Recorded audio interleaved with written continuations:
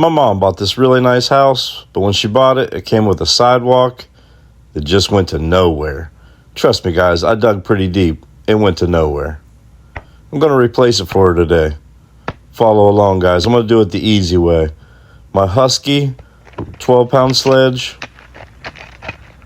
my Matic, some of the hillbillies like to call it a pickaxe, and a wheelbarrow. I like to do things with no gloves, no boots, no eye protection. I would recommend you probably use all three of those. I've been doing this for a long time. My hands are calloused. I don't really feel concrete. And it seems like a lot of times I'm standing around waiting to lift a tamp, waiting to shovel something, waiting to hammer something, while my laborers are putting on their gloves. I feel like I've spent 3-4 weeks of my life standing around waiting for my laborers to put on their gloves. Gloves are definitely overrated. I'm pounding this up into pieces, picking it out with the Matic, loading it in the wheelbarrow, wheeling it to the truck. Going to have to do this kind of the hard way today. Hand load into the truck, hand load out of the truck. The workout feels good though. I'll be 47 in November, still feeling pretty strong. Left elbow's giving me a little bit of problems at night. Other than that, I feel good to go. So we're going to keep digging this out. I really don't take any breaks here. I just keep loading it up. I want to get to the end. It's 28 feet. Got to pound it out. Keep picking up the pieces, making runs to the truck. Trying to get closer and closer to the truck. Concrete's really a mentally tough sport, if you ask me. You see, every once in a while, I like to give it that little kickstand kick. Oh, don't you know really that's gives the you some sound extra of boost, a man extra power. working on a Here chain. comes one. Gang, yeah. hit back.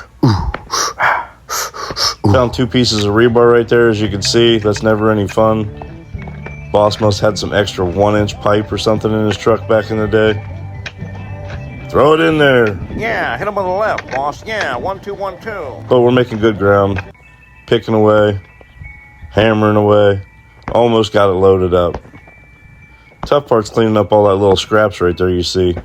Everybody tells me, oh, you should have used the spud bar and lifted it up. You broke it into bigger pieces. Who wants to lift bigger pieces, guys? Dun, dun, dun, dun, dun, dun. See, we've got it all excavated, loaded in the truck. We're going to make a little ride to the dump. People in my short had a really big problem with this dump. Look how nice it is. I get it. It doesn't look like a dump. But here's the story. Henny is one of my amazing good friends.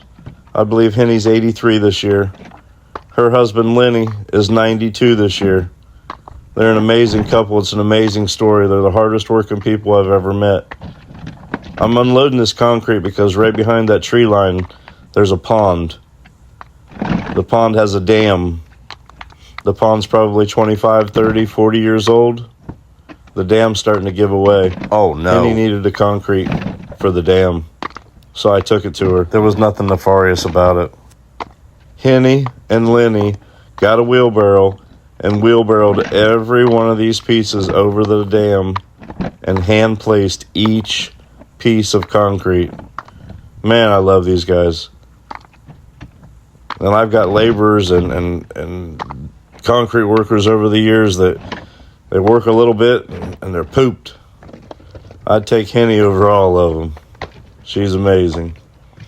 Unloading some more stuff out of the truck here. Couple big pieces there. Still feeling like I'm getting a workout in though. Doesn't bother me. Let's get a little pump in. Oh yeah.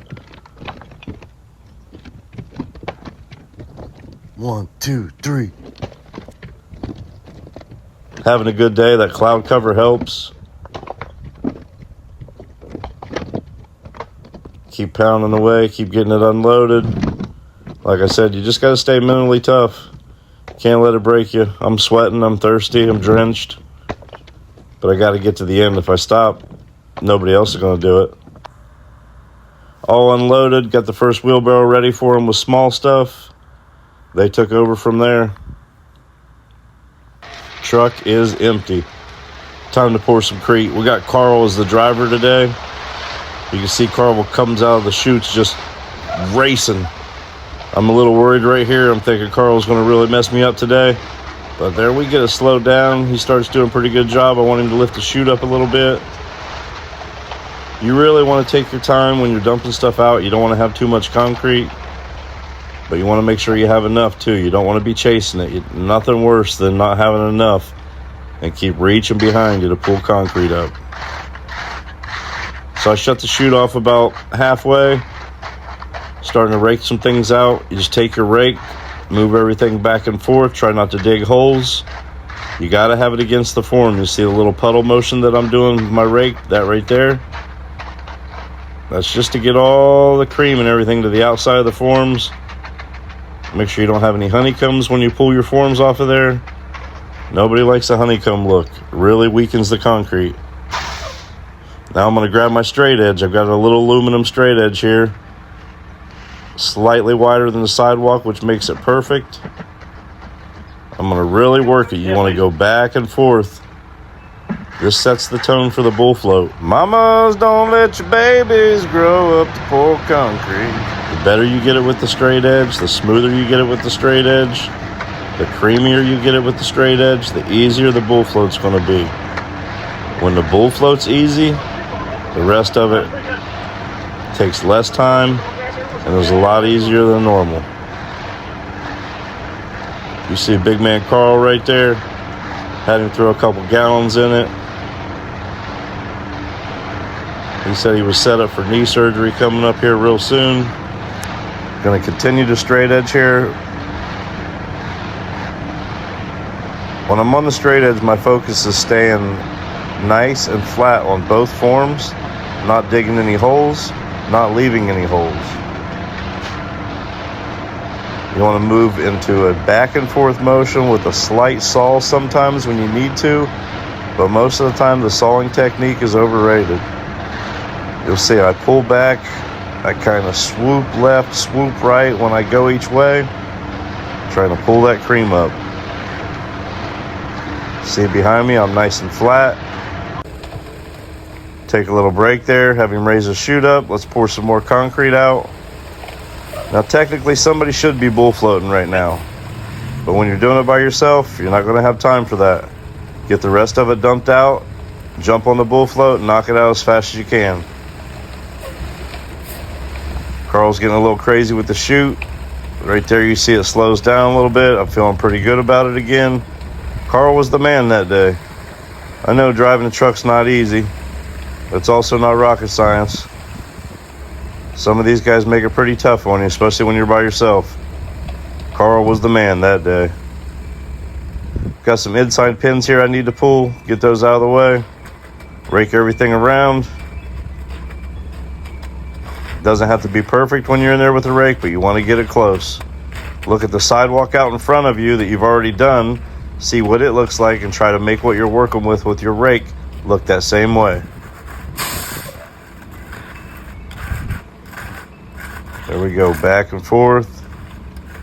Nice down pressure on both forms so you make sure that you're getting it to grade, getting it to the height you want it to be. This yard was a little bit tough because of the current grade and the current elevation was kind of messed up, so I had to match it.